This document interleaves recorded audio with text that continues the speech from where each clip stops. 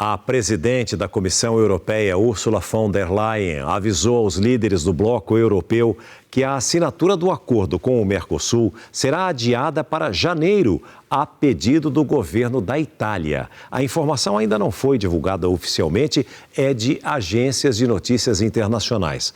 Esse balde de água fria nos sul-americanos veio em um dia com protestos violentos em Bruxelas, no entorno da sede do Conselho Europeu, como mostra agora o nosso enviado especial, Sérgio Uti. Enquanto a procissão dos insatisfeitos tomava conta das ruas de Bruxelas, os dirigentes do bloco europeu encontravam-se com representantes dos agricultores para tentar desatar o principal nó desse acordo, pelo menos para os europeus. Milhares estão aqui em Bruxelas nesta quinta-feira tentando pressionar os líderes dos 27 países do bloco que estão reunidos não muito longe daqui. É para esse público que a principal figura de oposição à parceria moldou a sua fala. Comme il se doit, notre agriculture doit être respectée. Quero que nossa agricultura seja tratada com o respeito que merece, disse o francês Emmanuel Macron na chegada.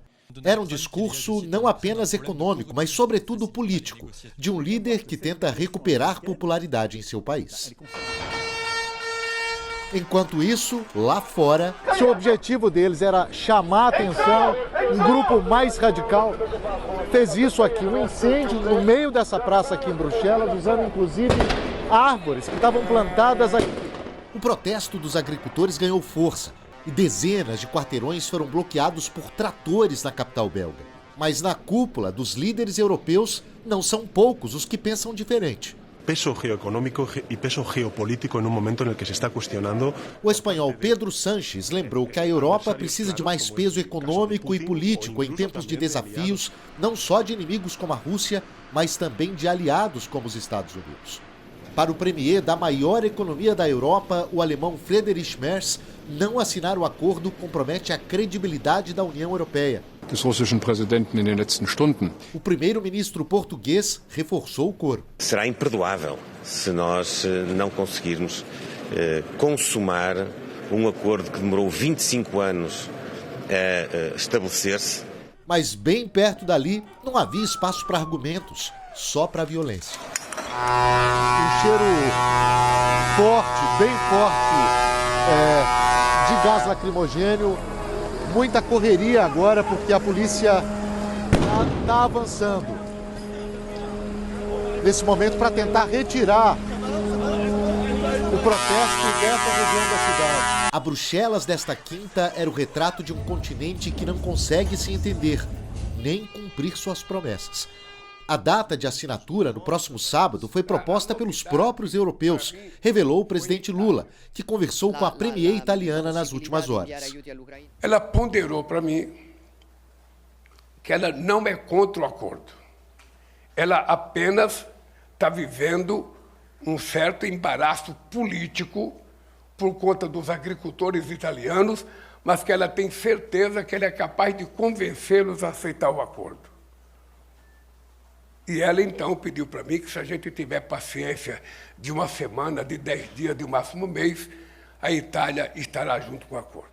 O presidente Lula amenizou o tom depois de ter dito que se o acordo não fosse assinado agora, não seria mais. E a premier italiana também. Em nota, o governo do país disse que está pronto para assinar assim que forem dadas respostas aos agricultores. E que isso poderia ser feito rapidamente. Ninguém sai ganhando, nem a União Europeia, nem o Mercosul, muito menos aqueles que abusam do legítimo direito de protesto. Se lá na Europa os países tomam medidas para proteger o setor agrícola, aqui no Mercosul, os governos, ao longo de 2 décadas e meia de negociações, também buscaram garantias de amenizar o prejuízo em ramos industriais considerados mais sensíveis aos efeitos de uma parceria entre os blocos. É o que você confere agora na 4ª reportagem da série Desafios do Acordo.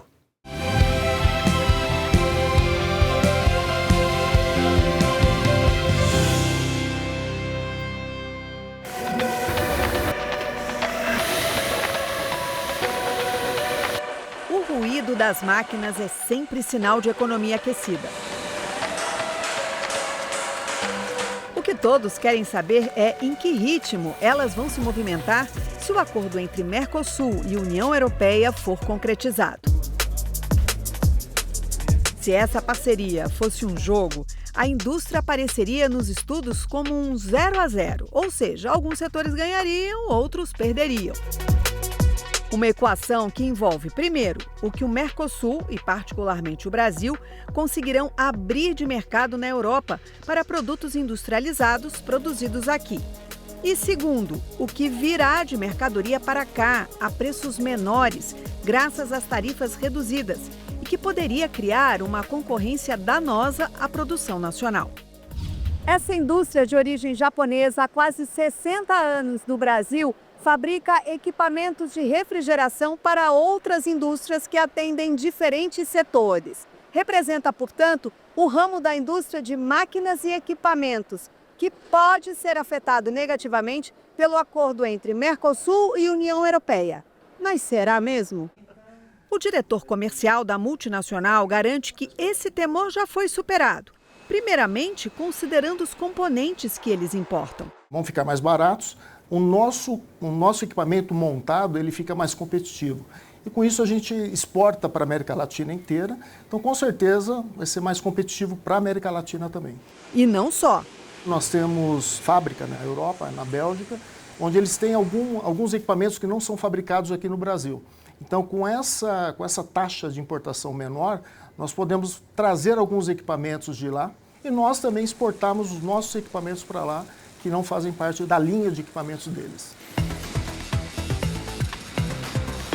A expectativa é, em 2 anos, expandir os negócios em torno de 25% e, com isso, gerar 30% mais empregos.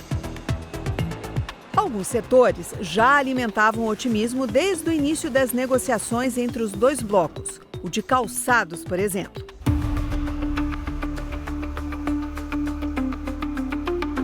Visitamos uma fábrica no Polo Calçadista de Jaú, no interior de São Paulo. Lá, o crescimento das exportações é considerado um caminho sem volta. Fica mais fácil da gente importar e ter acesso a bens de produção, bem de capital europeu, para modernizar e reaparelhar o nosso parque tecnológico industrial. E, por outro lado, naturalmente, a gente ganhando acesso ao mercado consumidor de mais de 700 milhões de pessoas com bastante poder aquisitivo, a gente acredita que seja uma notícia muito positiva. A postura mais tranquila dos empresários brasileiros vem depois de uma série de exigências feitas pelos governos federais ao longo das 2 décadas e meia de negociações com os europeus. As exportações da União Europeia para aqui, então as importações do Brasil, elas terão um tempo de desgravação muito maior, até 15 anos, para diminuir as tarifas e, no caso de setores sensíveis. Esse prazo longo para a implementação permite que a indústria brasileira se adapte a essas novas circunstâncias. Esse prazo ampliado se aplica, por exemplo, ao setor automotivo, que, segundo o estudo do IPEA, até 2040 terá uma retração de 0,1% na produção.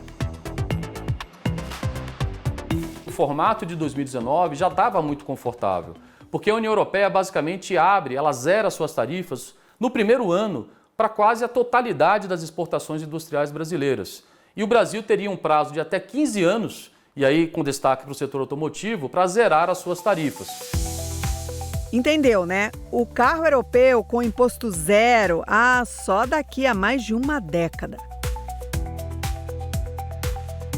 É claro que esse tipo de exigência abre espaço também para a choradeira dos agricultores europeus, particularmente os franceses, que temos visto fortemente nos últimos dias em busca de proteção contra a enxurrada de produtos agropecuários que o Brasil espera mandar para lá. O vice-presidente Geraldo Alckmin, que é também ministro do Desenvolvimento, Indústria, Comércio e Serviços, aposta no sucesso do que foi posto à mesa nos últimos 25 anos. É um ganha-ganha. Aumenta o comércio exterior, aumenta o emprego, as empresas crescem, o país se desenvolve.